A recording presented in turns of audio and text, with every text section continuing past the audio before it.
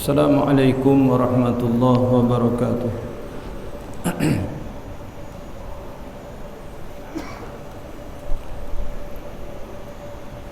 Alhamdulillahi rabbil alamin. Hamdan hamidin, hamdan syakirin, hamdan sabirin, hamdan yuwafi ni'mahu wa yukafi'u mazidah. Ya Rabbana lakal hamdu kama yanbaghi li jalali wajhikal karim wa azim sultanik. Rabbana shrah lana sudurana wa yassir lana umurana wahlul 'uqdatan min alsinatina yafqahu aqwalana.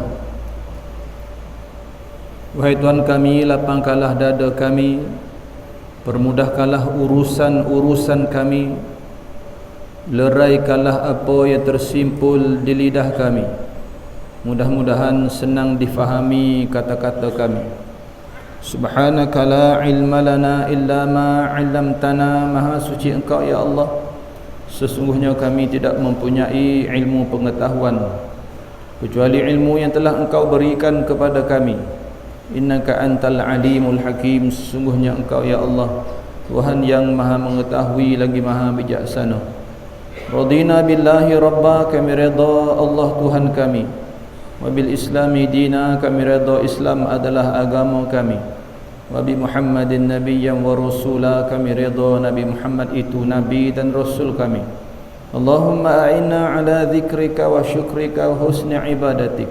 Ya Allah, bantulah kami dalam sentiasa ingat kepadamu dan sentiasa mensyukuri nikmat-Mu, dan perelokkanlah ibadah kami kepadamu. Ya Allah, jauhkanlah hati-hati kami daripada sifat nifak, kepura-puraan. Jauhilah amalan kami daripada sifat riak dan menunjuk-nunjuk. Ya Allah, jauhilah lidah kami daripada sifat dusta. Jauhilah mata kami daripada perbuatan khianat. Engkau lah ya Allah Tuhan yang maha mengetahui pengkhianatan mata dan apa yang tersemat di dalam dada. Allahumma aftah alaina hikmataka.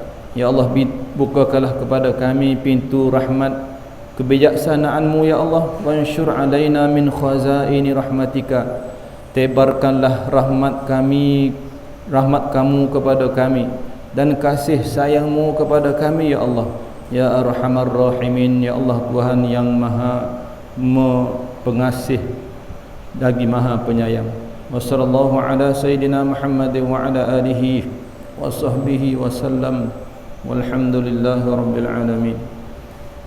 Alhamdulillah, nawaitul i'tikaf fi hadzal masjid sunnatan lillahi ta'ala. Kita sambung intisari pengajaran yang disusun ditulis oleh almarhum Syekh Ahmad Fahmi Zamzam daripada 40 hadis peristiwa akhir zaman. Hari ini kita masuk pengajaran ataupun kesimpulan yang keempat. Kesimpulan pengajaran yang keempat, muka surat 93. Qala muallif rahimahullahu ta'ala wa nafa'ana bi ulumihi amin. Kata Syekh, hendaklah kita berusaha untuk membersihkan hati dari sifat-sifat yang kotor dan sentiasa bermujahadah untuk menghilangkan sifat-sifat yang tercela, seperti hubbud dunia, yakni cinta kepada dunia, dan takut mati, yang merupakan sebab dari segala kelemahan kaum muslimin dan sebab kemenangan musuh terhadap kita. Untuk tujuan ini, kita hendaklah mempelajari dan mendalami ilmu akhlak, yakni ilmu tasawuf, serta menghayatinya di dalam kehidupan kita.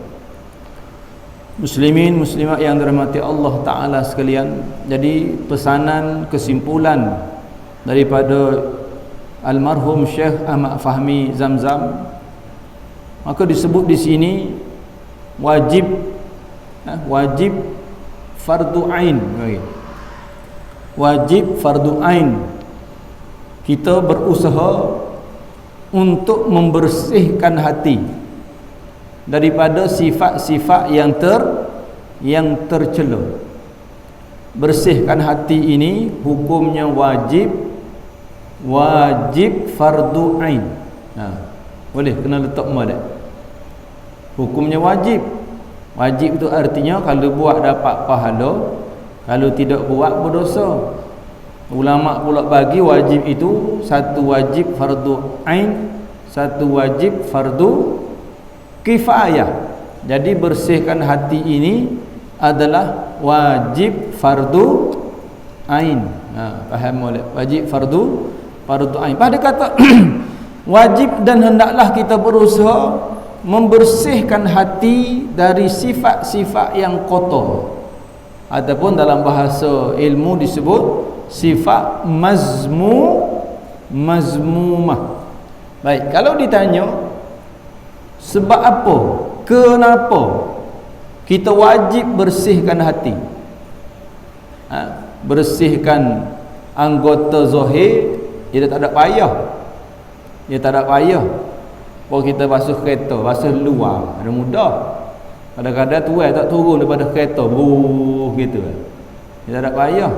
Nak basuh dalam kena turun. Kalau celah kursi kena cabut kursi kena.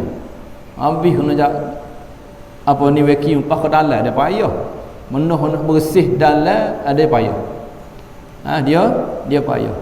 Kalau disebutnya kata nama kitab, yang kitab tasawuf dalam bab fardu ain yang mudah dan juga dibelajar di banyak masjid dan surau.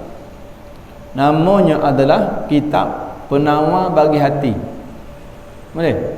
Walau nama kitab penawar bagi hati, di mukadimah depan tu ataupun di tajuk-tajuk depan tu dimulakan dengan 7 anggota zahir. Yang mula dengan mulut, lidah, mata, telinga, perut, kemaluan, tangan dan kaki. Dia mula dengan anggota zahir dulu. Dia tak mula dengan hak batin, hati, riak, sombong dulu. Sebab apa? Sebab kalau kata payah nak jaga mata, payah nak jaga telinga, payah nak jaga mulut. Dia kata payah nak jaga mata lah ni ustaz. Moga mari depan mata. Mari depan mata. Kita tak cari, dia mari. Maka kalau perkataan tu payah nak jaga anggota zahir, anggota batin jauh lebih payah nak jaga. Boleh? Oh, payah. Jadi sini dia buat sebab hendaklah kita berusaha membersihkan hati. Kerana apa? Sebab hati itu adalah tempat Allah Ta'ala capak satu benda yang paling mahal sekali. Apa benda paling mahal sekali bagi manusia? Namanya adalah iman. Dia gini. Kalau kita kata satu benda tu maha. Pas sebut benda tu maha, tapi boleh sebut lagi harga, pas tu orang mampu beli, dia tak mahal mana. Kita sebut kereta gapo hak mahal sekali, dia sebut kereta. Hak kita beli 50,000. Hak mahal kali. Sebutlah kata 4 juta mahal apa? Yalah sebut 4 juta mahal. Mahal tu bagi kita mahal lah. Pas ada ke tak orang mampu beli? Ada, tak mahal lagi. Arti satu benda kalau ada orang mampu beli, walaupun nisbah pada kita tu mahal, benda tu tak mahal sebab dia masih ada harga. Ada perkara yang walaupun dia tu ada duit banyak mana pun dia tak mampu beli. Benda yang memang tak ada, bukan tak ada nilai, tidak ternilai dengan harga, itulah barang mahal. Lo ni orang kata hak zahir mudah faham kan? Kalau orang banyak fitih, pakak besar, gaji besar, duit banyak, dia sakit. Tu mudah faham tu. Dia kata Allah, hai, saya nak gapo dah sakit ustaz, nak gapo dah. Tak boleh beli dengan fitih sihat. Acal lah mahal tu. Kalau tidak lah orang kaya tak mati sakit jantung, beli jantung orang. Pas beli jantung orang belum tentu beli pasal dia. Dia bukan bateri kereta kau tu. Nak oyak sihat tu mahal. Tapi setara mana mahal sihat dan sebagainya dan susah sakit, semua tu selesai dengan mati.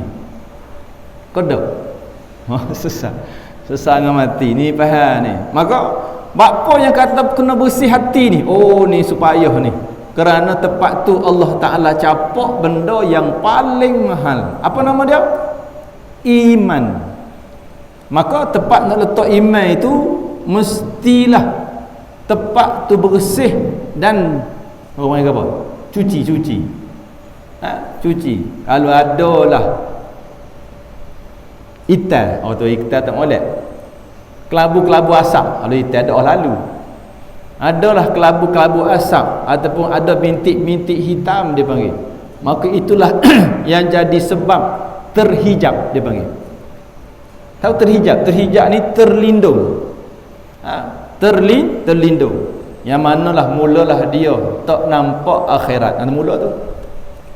Mulalah dia tu tidak nampak kehidupan yang sebenar.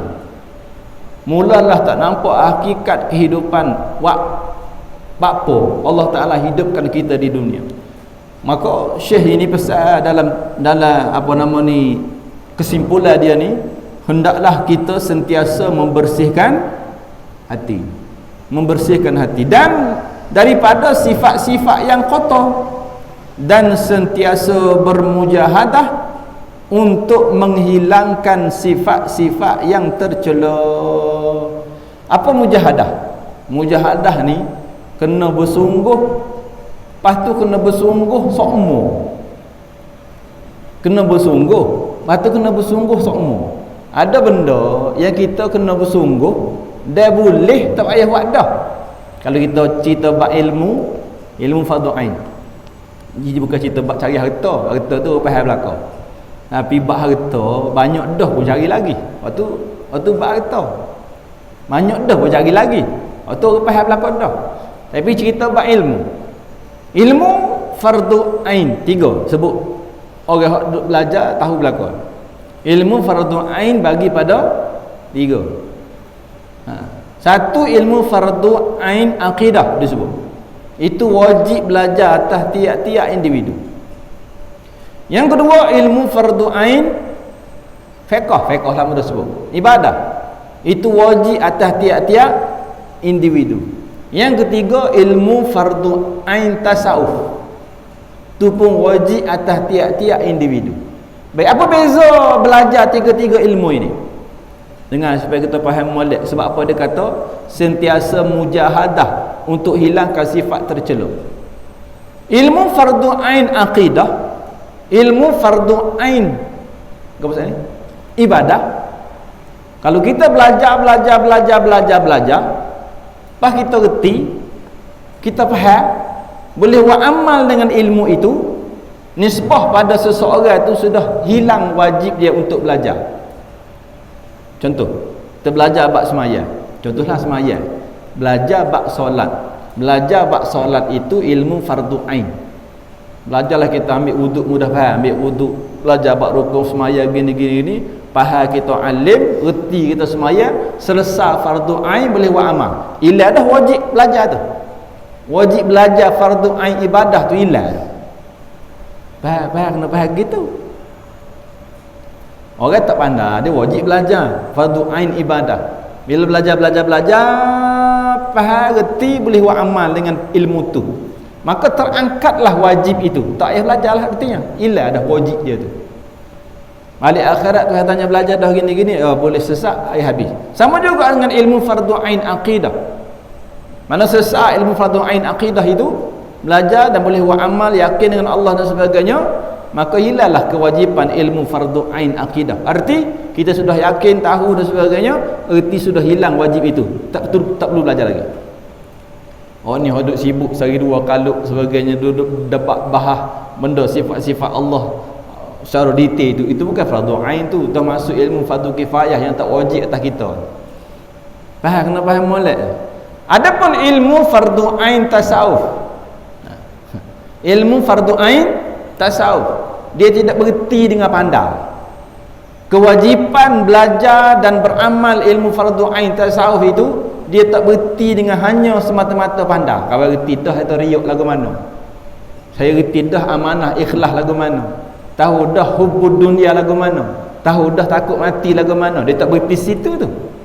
Kerana sifat ini sifat yang berterusan, dia sifat hati yang boleh berbolak balik. Maka dia kena belajar pandai, reti dan berterusan belajar fardu ain itu, tak berhenti sampai mati. Sehingga saat nak mati sekalipun ada khauf dan rajak dengan Allah Ta'ala, ada perasaan takut dan harap kepada Allah Ta'ala. Ilmu fardu ain tasawuf ini dia kata apa? Sentiasa bermujahadah untuk menghilangkan sifat-sifat tercela. Sifat-sifat tercela ini dipanggil sifat mazmumah. Ini yang kita bimbang ni. Sifat mazmumah ini boleh kena pada siapa? Orang jahat pun kena, orang baik pun kena. Bahkan kalau kita belajar, orang yang sangka ataupun rasa dia baik itu lebih bahaya di sisi Allah Ta'ala, kerana mungkin dia menjadi orang yang terlebih dahulu dimasukkan oleh Allah Ta'ala ke dalam neraka kerana sifat mazmumah, walaupun zahirnya seperti baik. Nabi SAW ceritakan ada 3 golongan yang masuk neraka terlebih dahulu daripada orang lain. Ini dipanggil penyakit orang baik-baik. Nabi sebut 3 puak, 3 golongan. Satu, mereka yang rajin baca Quran. Yang kedua, mereka yang rajin sedekah. Yang ketiga, mereka yang rajin belajar dan mengajar ilmu. 3 puak Nabi sebut. Satu, mereka yang rajin sedekah. 2, mereka yang rajin ataupun yang berjihad di jalan Allah. 3, mereka yang belajar dan mengajar ilmu. Maka di akhirat nanti Allah akan panggil lah semua ini, golongan-golongan ini. Maka ditanya, apa mau pergi gini, berjihad di jalan Allah Ta'ala. Dia ni pergi nak suruh, dia dengan rasa riak sombong dia tadi, nak suruh orang kata dia tu berani. Maka orang pun kata dia berani, akhirnya dimasukkan oleh Allah Ta'ala ke dalam neraka. Panggil pula yang kedua, yang hidupnya itu duduk sedekah. Maka dia bagi rezeki dia itu. Allah Ta'ala panggil dia, dia kata mula rajinlah sedekah. Ya, bahkan disebut dalam hadis yang panjang itu, orang ni tak boleh dengar orang minta sedekah, tak boleh dengar orang minta derma. Wi belakang, kita wi jarang-jarang. Maka Allah Ta'ala panggil dan sebutlah kepada dia, kamulah dulu aku bagi rezeki kepada kamu, betul ke tak? Dia kata, ya hai Tuhan, ya. Dulu kamu sedekah. Kenapa kamu sedekah? Maka aku sedekah kerana-Mu ya Allah, dijawab. Tuhan kata kamu menipu. Kamu dulu sedekah kerana kamu nak suruh orang kata kamu ni pemurah. Jawad, Allah kata, mu nak dah orang pujimu ni baik. Maka dicapakkan dia ke dalam neraka.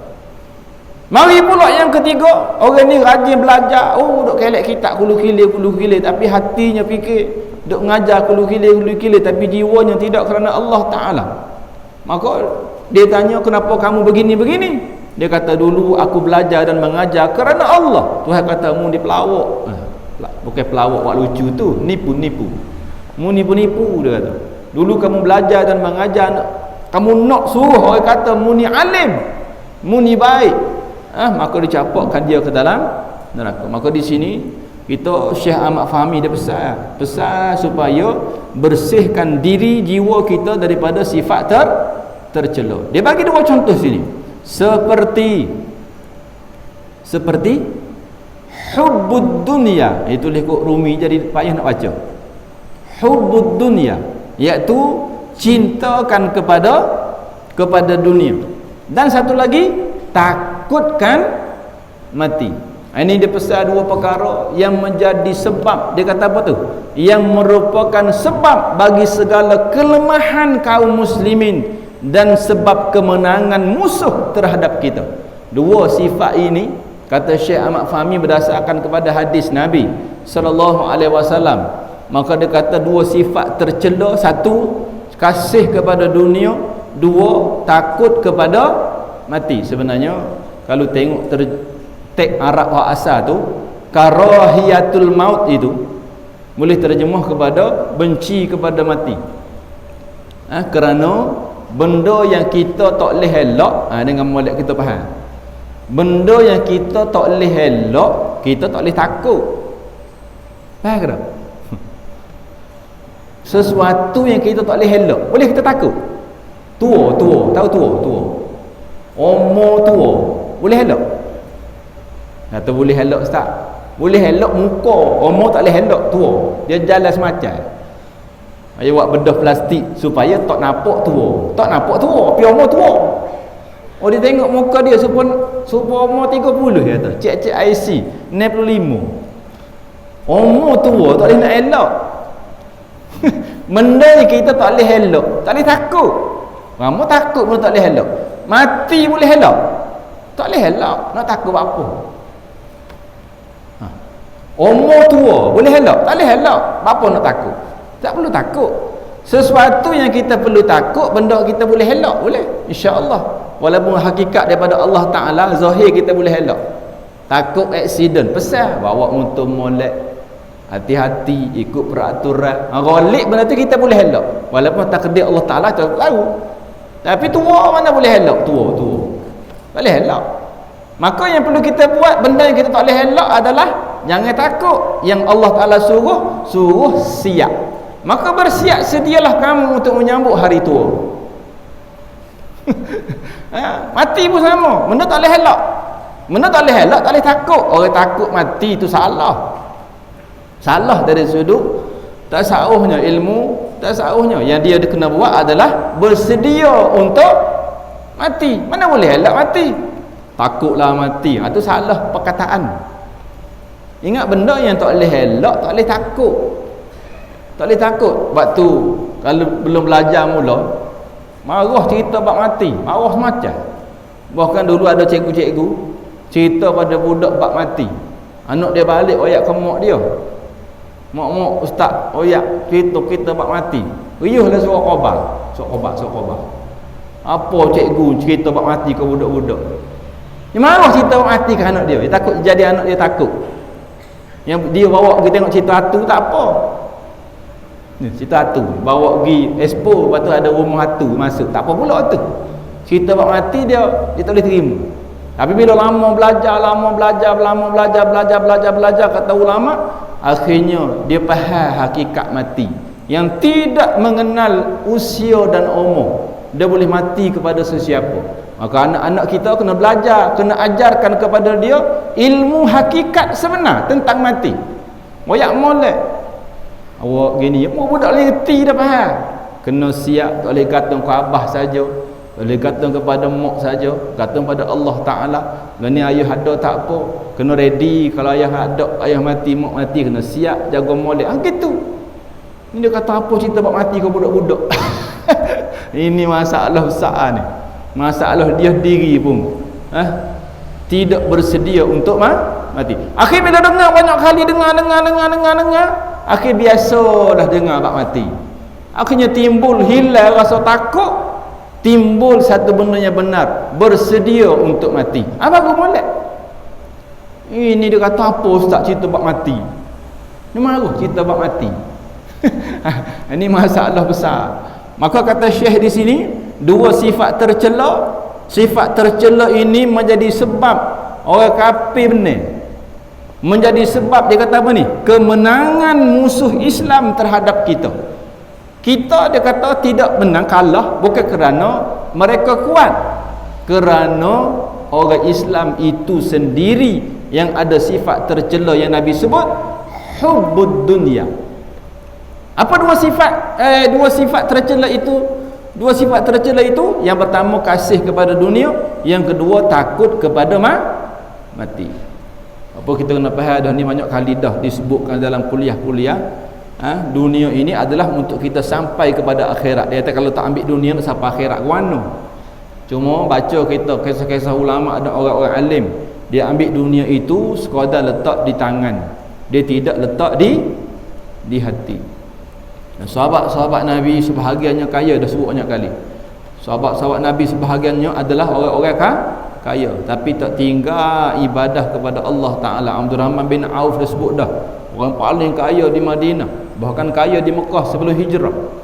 Tetapi dia semaya jemaah tak hanya tinggal mendapat takbiratul ihram bersama dengan Nabi sallallahu alaihi wasallam. Mereka semua ini adalah orang kaya dan letakkan kaya mereka itu di mana? Di tangan, tidak letak di hati.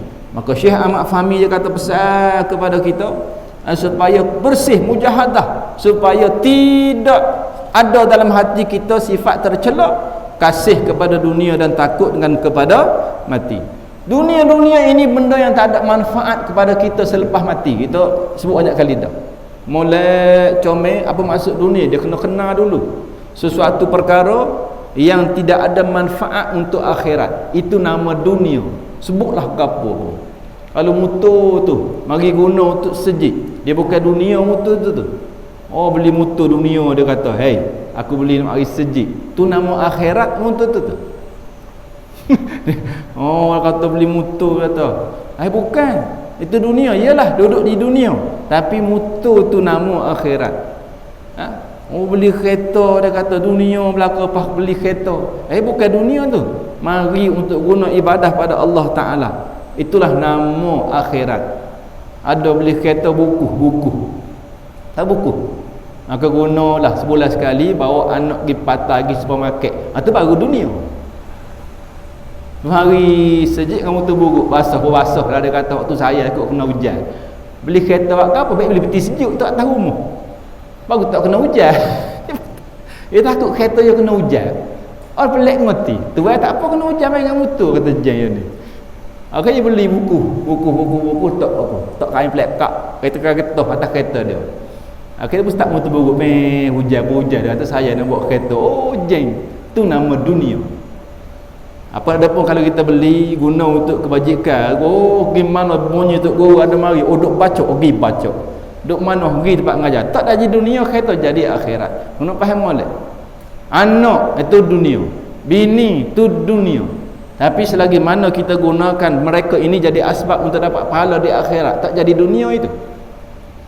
Zahir waliknya benda itu adalah benda dunia. Jadi segala benda yang tak ada nilai akhirat, itulah nama dunia.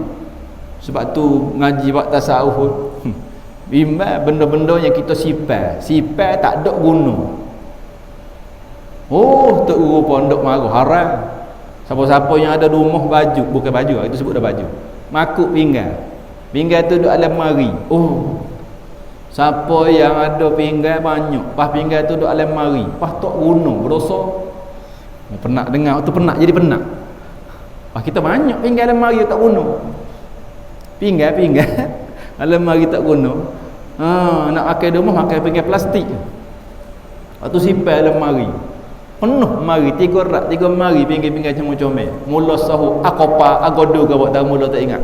Penuh dalam mari. Yang tua nak pakai pinggan kena 2 oyar pun nak pakai 2 oyar sebutir, 2 oyar 3 butir. Maka cak puak minyak pinggan. Simpan dalam mari. Benda yang disimpan tak guna, itu hukumnya haram. Haram tahu haram ni dapat dosa. Dia panggil tu sifat benda yang tercela. Benda yang tercela ni reti nak marah ni, kalau kita ceramah ke puan dia marah menam dah gini. Pas nak guna takkan guna sama ustaz, dia kata. Kita kadang-kadang guna kalau tetamu mari, kita wilah waktu. Saya kata baguslah menghormati tetamu. Tapi orang yang perlu lebih hormat adalah suami. Tiba-tiba tu lelaki pakai baju, pakai pinggan kena 2 yang minyak habis, nak basuh tak tangga. Orang mari luar mari pinggan ke main comel. Bagus dari sudut tu. Tapi orang yang lebih perlu diraih dan dihormati adalah suami. Pinggan tu lah. Lepas tu basuh tak pula. Nak basuh lah. Tak apa. Ini simpan, pas berabuk. Pas beli pula tak ingat. Oh, ada dah yang kau tak ada lagi. Tak ingat ada lemari. Apa tu? Benda yang disebut tak ada manfaat untuk akhirat, disimpan siapa tak guna. Maka ulama sebut kena faham dulu benda yang disebutkan oleh Nabi SAW yang perlu kita bersihkan daripada hati kita. yang namanya kasih kepada dunia dan takutkan kepada mati. Yang disebut sebagai benci kepada mati. Dan dua sifat ini merupakan sebab daripada segala kelemahan kaum muslimin dan sebab kemenangan musuh terhadap kita. Inilah yang disebutnya. Adakah kerana musuh itu kuat? Tidak. Adakah kerana Israel itu kuat? Tidak. Kerana orang-orang Islam yang ada di sekitarnya ada dua sifat ini. Yang pertama adalah kasih kepada dunia, yang kedua adalah benci kepada mati.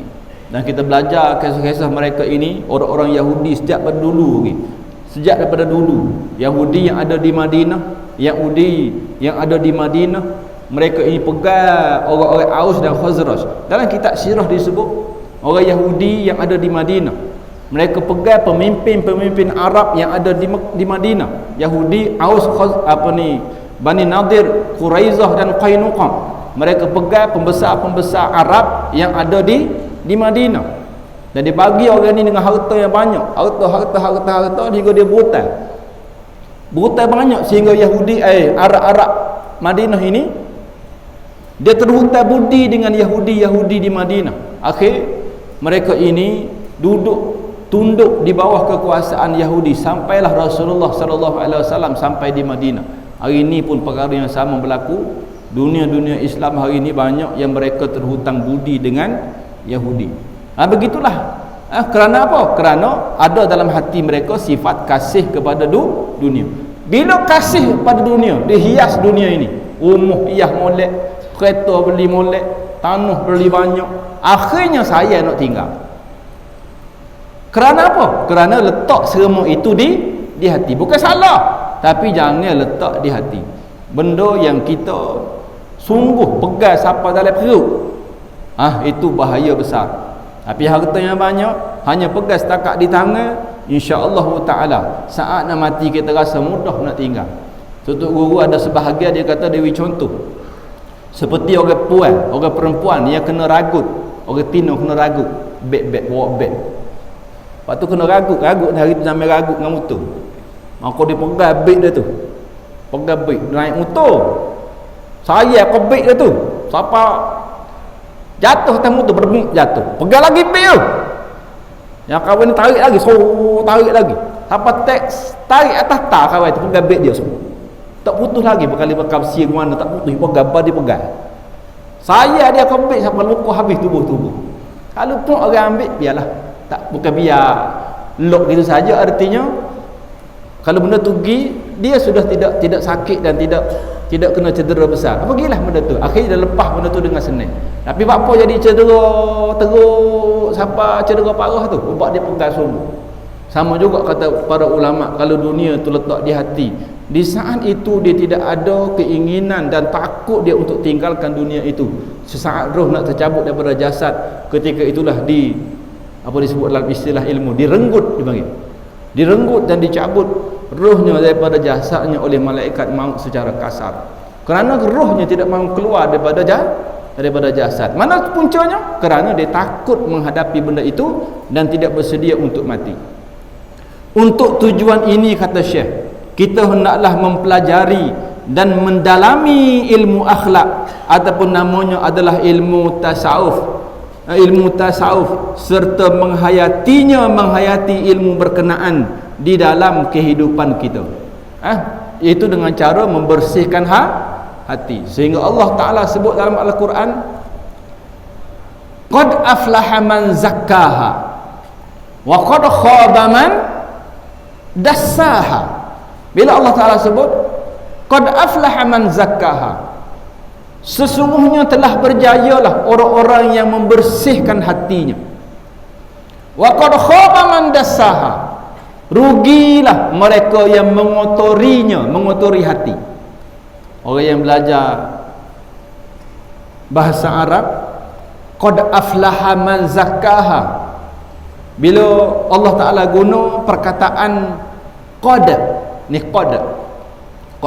tu, maka selepas itu dipanggil fi'il madhi. Ini faham istilah orang hok boleh ambil, hok tak boleh biar.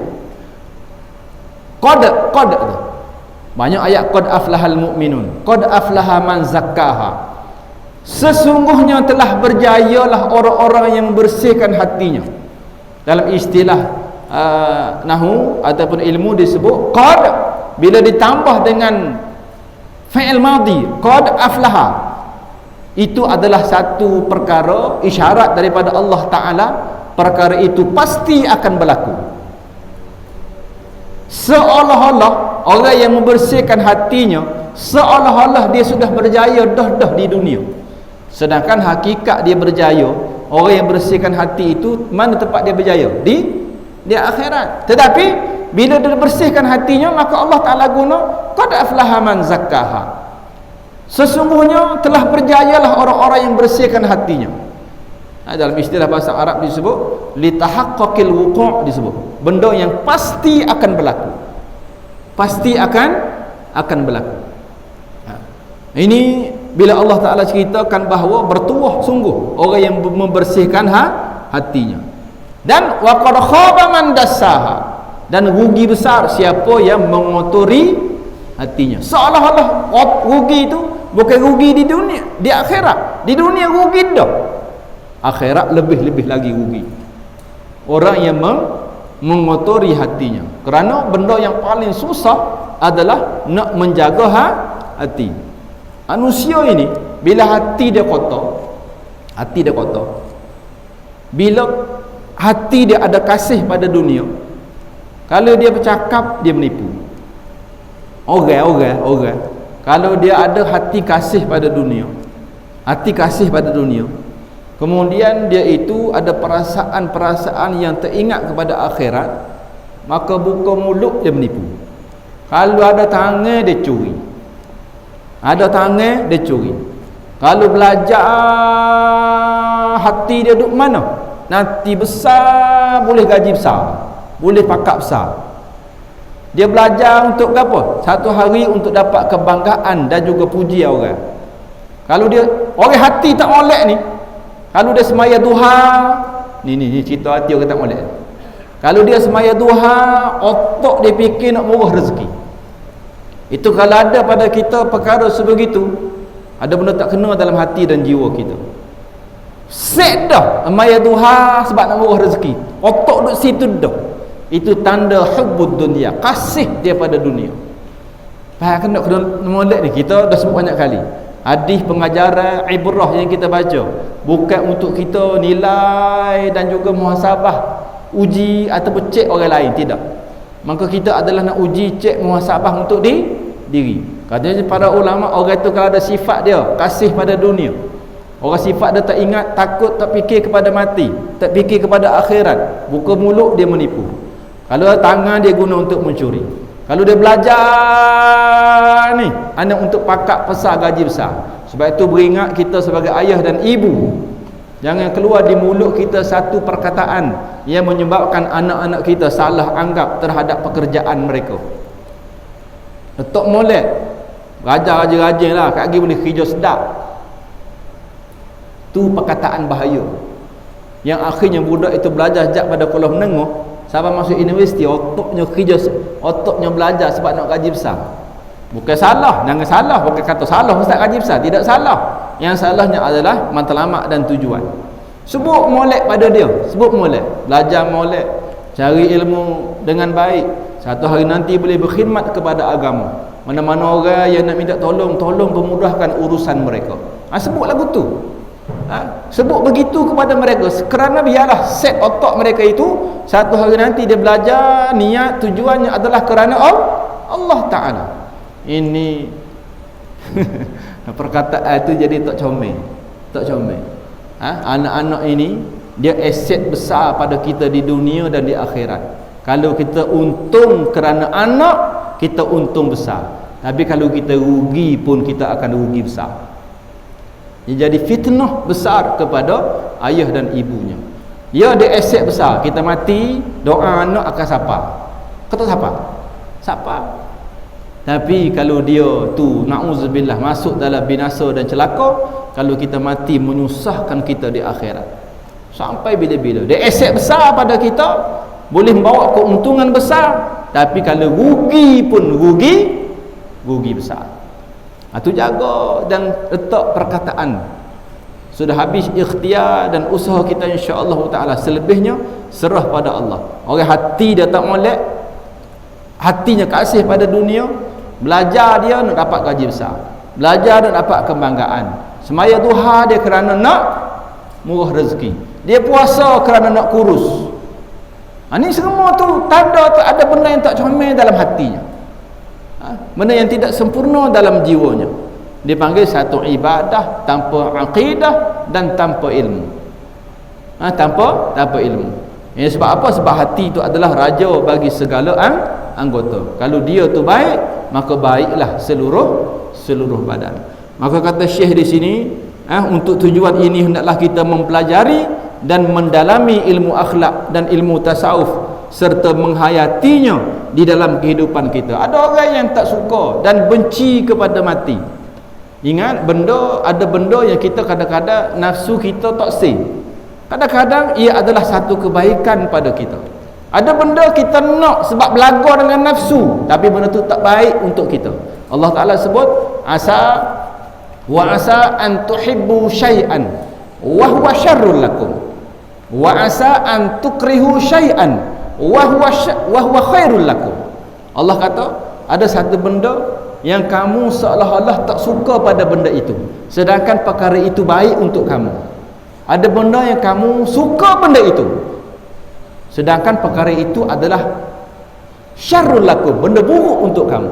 Sebab tu bila kita minta doa, minta dengan Tuhan, minta dengan Allah Ta'ala, minta hak kita nak hak belaga dengan nafsu. Kadang-kadang kasih Allah Ta'ala pada kita, dia tak uwi apa kita minta. Faham molek tu? Kita minta gapo kita nak hok belaga dengan nafsu. Kita nak sihat, kita nak umur panjang, naklah hok belaga dengan nafsu, nak banyak kaya, piti banyak, hok belaga dengan nafsu. Allah tak wi gapo kita nak, kerana kasih Allah pada kita, tak wi gapo kita nak, yang dia wi gapo yang kita perlu. Dia ni kalau aku wi piti banyak, sombong ada arah, maka tu tak wi benda tu. Kerana Allah Ta'ala mengenali kita semua sekali. Ni dia ni kalau WPT banyak ni, kalau kita guna bahasa kita kan, tahu saja. Allah tak wi benda tu. Yang ni kalau wi pakak besar ni, habis orang dia zalimi, Tuhan tak wi benda tu. Sebab tu tanda kasih Allah Ta'ala pada kita, dia tak wi gapo kita minta, dia beri apa yang kita perlu. Sebab tu kalau Allah Ta'ala wig apa dia minta, sedangkan dia jahat, tiba-tiba pakak dia besar, sedangkan dia zalim, duit dia banyak, sedangkan dia khianat, tidak melaksanakan perintah Allah dan perintah tanggungjawab kepada manusia, harta dia banyak. Maka ulama letakkan satu istilah untuk perkara itu, namanya adalah istidraj. Ni semua orang maklum. Mayat dok, puasa dok, perbuatan pula zalim, hukum Allah tidak peduli, dengan orang pun zalim, tiba-tiba pakak besar. Puasa dok, tiba-tiba kaya. Maya dok, tanggungjawab dengan Allah tak buat, tiba-tiba sihat walafiat, tak ada sakit. Itu bahaya, namanya apa? Istidraj. Sebab tu kita sebut banyak kali, kita muhasabah kita, hubungan kita dengan Allah dosa banyak ke sikit. Kalau kita berasa tak ada dosa, itu dosa. Orang yang berasa dia tak ada dosa, itu dosa. Oh, saya tak ada dosa, Ustaz. Itulah berdosa. Kerana sifat manusia semuanya berdosa. Tiba-tiba dia mari berasa tak ada dosa, itu dosa. Dia tak ada salah Ustaz dengan Allah Ta'ala, itulah dosa. Orang yang kata dirinya tidak berdosa, itulah orang yang berdosa. Sama juga bila Nabi SAW sebut, orang yang rasa dia alim dan pandai, itulah orang yang paling bodoh. Anda begitulah ibarat-ibaratnya. Maka Syekh Ahmad Fahmi dia pesan di pengajaran ini, supaya ikhtiarlah, cari jalan supaya hati kita sentiasa bersih, mujahadah untuk membersihkan hati dan jiwa kita. Antara benda yang paling besar yang kena buat, dua. Yang pertama adalah kasih kepada dunia, yang kedua adalah takut kepada mati. Kerana dua perkara ini menjadi asbab bagi segala kerosakan, bagi segala kerosakan. Kalau duduk dia pakak besar, dia akan menipu. Kalau dia orang miskin susah, Maka bila hati dia kotor, dia akan mengeluh, dia akan salahkan Allah Ta'ala. Tak kira di mana, orang yang hatinya okey, orang yang hatinya bersih, duduk di mana pun dia, insya-Allah Ta'ala, orang lain tidak susah dengan dia, dia tidak menyusahkan orang lain, dia selamat di dunia, dia selamat di akhirat. Allah Ta'ala melihat zahir kita dan melihat batin kita. Allah melihat dua-dua. Sebab tu semaya ada solat zahir, ada solat batin. Solat zahir itu menjadi syarat sah dari sudut fiqh. Ambil wuduk molek, syarat sah wuduk comel, okey sempurna. Rukun semaya jaga molek, perkara batal jangan buat. Okey buat dengan sempurna perkara itu secara zahir, itu dipanggil semaya zahir. Itu sah dari segi fiqh. Kemudian Tuhan terima kedak. Tuhan terima kedak tu tengok kepada hati, dipanggil solat batin. Kita semaya sebab apa? Dari segi sah-sah dah. Arti dari segi fiqhnya tak payah qada. Tapi Tuhan terima kedak?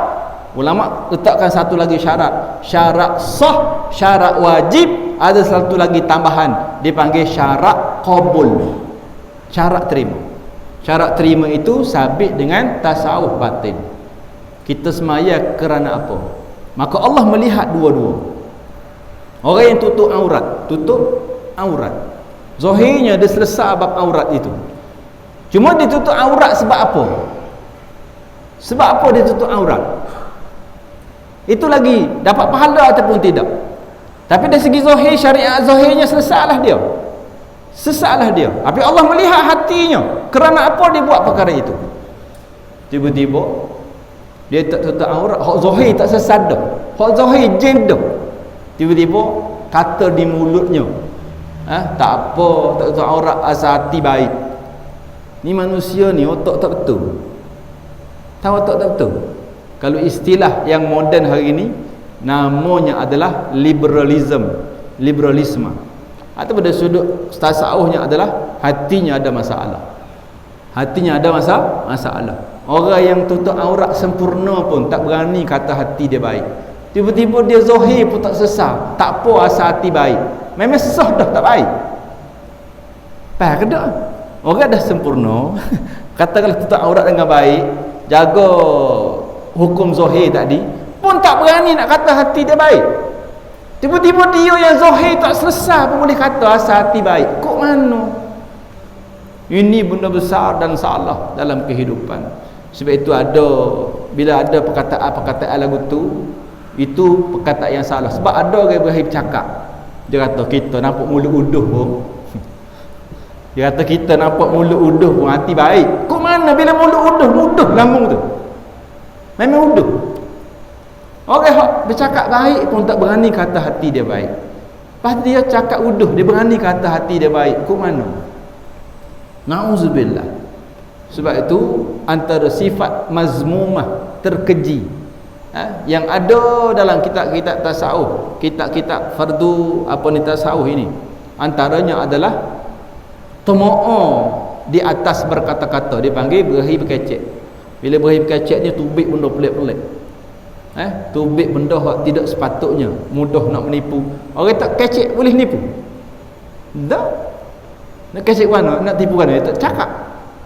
Tapi bila bercakap saja, maka disebut oleh Nabi, man kana yu'minu billahi wal yawmil akhir falyakul khairan aw liyasmut. Nabi kata kalau mu rasa mu beriman pada Allah dan hari akhirat, falyakul khairan, lebih baik mu bercakap benda baik. Kalau kamu tidak mampu bercakap benda baik, liyasmut, lebih baik kamu diam. Maka dimasukkan oleh ulama tasawuf, berahi berkecek itu benda yang tercela, tapi bukan semua. Maka disebutkan keluar di mulutnya, tubik saja di mulutnya adalah zikir, diamnya adalah fikir. Maka dia senyap itu bukan senyap saja, dia berfikir tentang kebesaran Allah Ta'ala. Tapi tubik di mulutnya benda yang baik-baik. Paling kurang pun benda itu harus dan tak ada dosa. Paling kurang. Sehingga ulama bagi benda itu. Kalau kita bercakap benda yang tak ada dosa, tapi tak ada manfaat untuk agama, pergi jalan kuota, jalan Melaka, jalan mana, oh dah sedap lah. Apa dah Melaka? Asal pedah. Cerita asal pedah, hurah soso asal pedah tu ada gapo. Cerita habis pula sedap yang kahwin hak tak jegi ni pula. Tak rupa dia kat kita hura soso. Itu percakapan yang tidak ada dosa dan tidak ada pahala. Sebahagiannya disebut paling kurang duduk pada makam makruh. Walaupun tidak berdosa, boleh kira lagi. Sehingga ulama dia kata alangkah eloknya kalau cerita tentang perkara itu, lebih baik kamu berzikir pada Allah Ta'ala. Syekh Abdul Qadir Al-Mandili dia bandingkan orang bercakap benda tak ada faedah tapi tak ada dosa, tak ada faedah tapi tak ada dosa. Dia banding seperti tanah kor dengan ketulan emas. Dia kata buat apa yang mau ambil tanah kor tak ambil emas? Kecek benda tak ada faedah. Cerita tentang makanan satu tempat, bukan tak ada cerita sikit-sikit ni hura banyak mana letak daun kesung gen habis hura apa detail. Makan makuk warna kuning, biru, sudu, habis detail cerita. No ayat tak ada faedah walaupun tak ada dosa. Syekh Abdul Qadir dia bagikan buat banding seperti ada dua benda, satu tanah kor, satu emas. Mungkin ambil tanah kor. Tapi tiba-tiba dia bercakap benda hak tak comel. Mengumpat, mengeji, kata kau orang gitu. Maka itu percakapan yang berdosa. Syekh Abdul Qadir dia banding antara ada dua perkara, satu bara api, dua adalah emas. Tiba-tiba kamu ambil bara api, cerdik ke dok mu ni? Faham? Mana pucuk semua tu? Kerana hatinya tidak bersih. Yang nampak adalah orang salah, orang tak betul, orang ni banyak dosa. Yang dia bercakap tu tak nampak. Pucuk mana? Terhijab dia panggil. Hati sudah kotor. Maka dia pesan pada kita, hendaklah berusaha setiap masa. Mujahadah, nama mujahadah ni kena buat seumur. Bukan buat sekali faham, reti, bertindak. Ilmu tasawuf dia tidak sifat begitu seperti ilmu fardu ain ibadah dan akidah. Dia tidak begitu sifat dia. Belajar fiqh tak apa, belajar bab apa ni? Bab puasa. Belajarlah bab puasa, reti. Apa hal boleh buat amal. Habis dah kewajipan, terangkat kewajipan belajar berpuasa, habis dah. Tak payah, kalau tak belajar pun tak berdosa. Tapi ilmu tasawuf dia sama nak bersihkan hati, ilmu akhlak, dia perlu belajar dan mujahadah secara berterusan. Kerana orang baik pagi, petang boleh jadi jahat. Orang senyap pagi, tengah hari kecek banyak benda tak ada faedah. Dia boleh berlaku pada bila-bila masa. Ya muqallibal qulub, sabbit qulubana ala dinika wa ala ta'atik. Hai Tuhan yang membolak-balikkan hati manusia, tetapkan hati kami di atas taat kepadamu dan perelokkanlah ibadah kami kepadamu sepanjang masa. Ini adalah doa kita pada Allah Subhanahu wa taala. Maka masuklah betullah yang dipesan oleh almarhum Syekh Ahmad Fahmi ini, supaya usaha kita membersihkan hati, jaga hati jauh lebih susah daripada jaga segala-galanya harta dunia. Mana faham molek tu? Jauh lebih susah, dan itulah tempat pandangan Allah Taala. Pandangan Allah Taala. Dia tidak melihat yang zahir, walaupun bukan kata kena tidak kita mengabaikan perkara zahir, tidak. Tetapi Allah melihat apa yang ada dalam hati, dan hak zahir kena betul. Sebab tu kena belajar syarat sah, syarat wajib sembahyang, belajar comel tu hak zahir. Tapi yang paling besar adalah kena betulkan hati dan niat kepada Allah Subhanahu wa taala.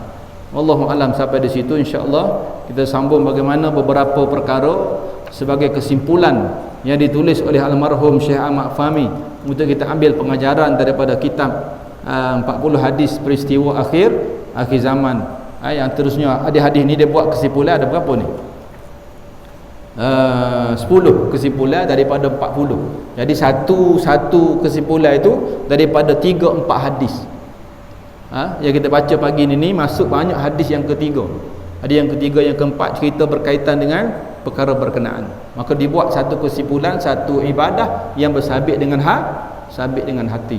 Yang besar tempat pandangan Allah Subhanahu wa taala. Subhanakallahumma wa bihamdika asyhadu an la ilaha illa anta astaghfiruka wa atubu ilaih. A'udzubillahi minasyaitonir rajim. Bismillahirrahmanirrahim. Alhamdulillahirabbil alamin wassalatu wassalamu ala rasulihil amin wa ala alihi wa ashabihi ajma'in. Allahumma 'allimna ma yanfa'una wanfa'na bima 'allamtana wa zidna min fadlika wa karamika ilma waj'alna mukhlisin. Allahumma a'inna 'ala talabil ilmi wal 'amali bihi wal ikhlas wal istiqamah اللهم ربنا افتح بيننا وبين قومنا بالحق وأنت خير الفاتحين ربنا آتنا في الدنيا حسنة وفي الآخرة حسنة وقنا عذاب النار وصلى الله على سيدنا محمد وعلى آله وأصحابه أجمعين والحمد لله رب العالمين. Baik, terima kasih kepada yang menderma. Jadi jemput sekali lagi 16 bulan 11, 16 Sabtu depan.